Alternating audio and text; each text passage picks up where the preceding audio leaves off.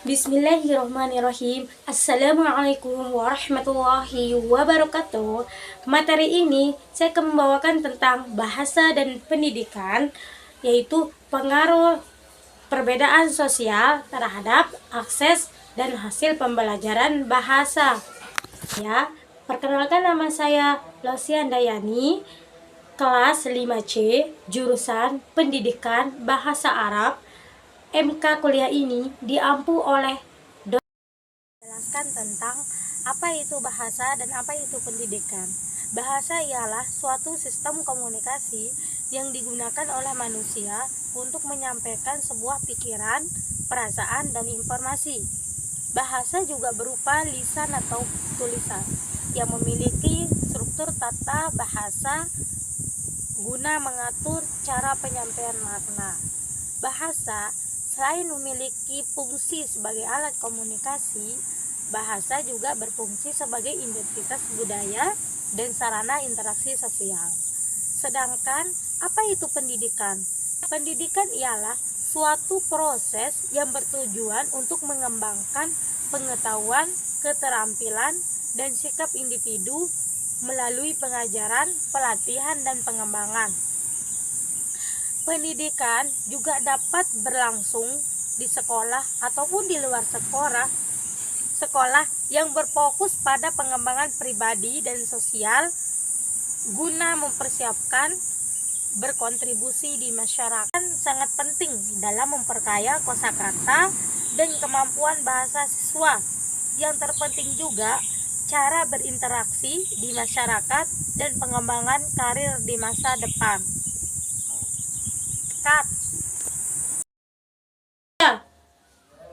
Nah, itulah dampak-dampaknya. Setelah itu ada beberapa akses pembelajaran bahasa yang memiliki faktor-faktor yang mempengaruhinya. Yang pertama, ekonomi. Ekonomi di sini bisa dilihat dari biaya pendidikan, yang dimana keterbatasan seorang siswa yang menghambat kemampuan siswa untuk mengikuti salah satu kursus bahasa, baik di lembaga informal dan formal. Yang kedua itu ada namanya sumber daya. Sumber daya di sini adalah keluarga yang berpendapatan rendah yang memungkinkan tidak mampu untuk membeli buku atau perangkat teknologi yang diperlukan untuk belajar bahasa. Yang ketiga, fasilitas pembelajaran. Fasilitas pembelajaran kurang didapati atau ruang kelas yang memadai, sehingga akses ke perpustakaan atau laboratorium untuk pembelajaran yang efektif. Yang keempat, konektivitas internet. Jadi di era digital gini, akses internet yang baik untuk memungkinkan siswa untuk menggunakan platform pembelajaran daring, keterbatasan akses internet di daerah tertentu.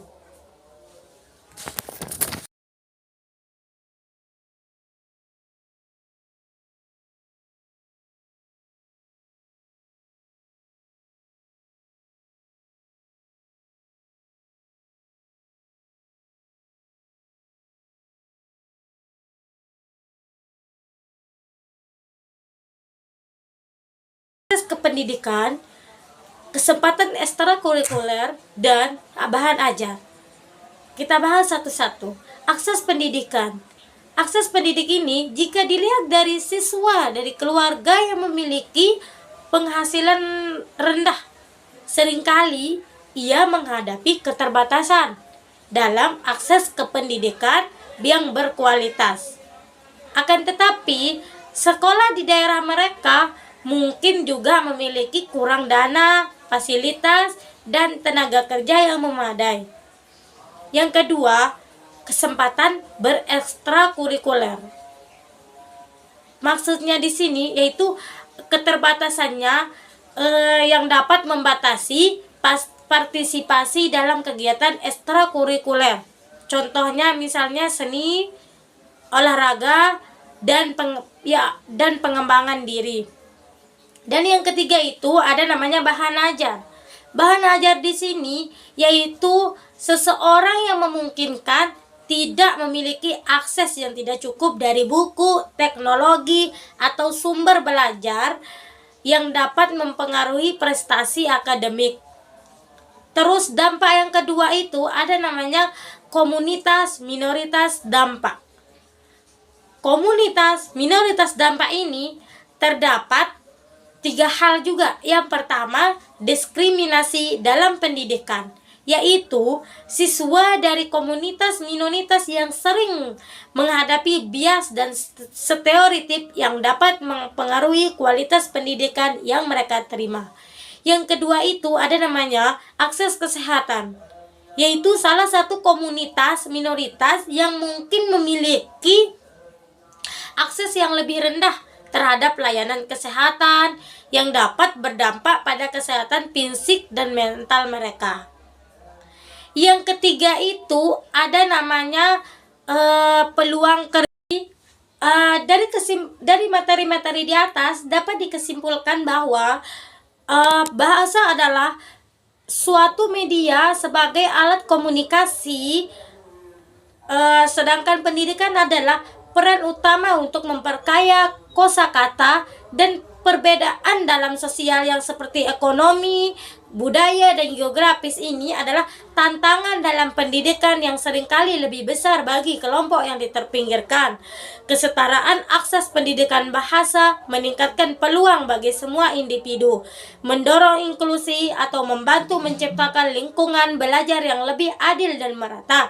Kebijakan yang mendukung keberagaman dan inklusi krusial untuk menciptakan sistem pendidikan yang efektif dan berkelanjutan.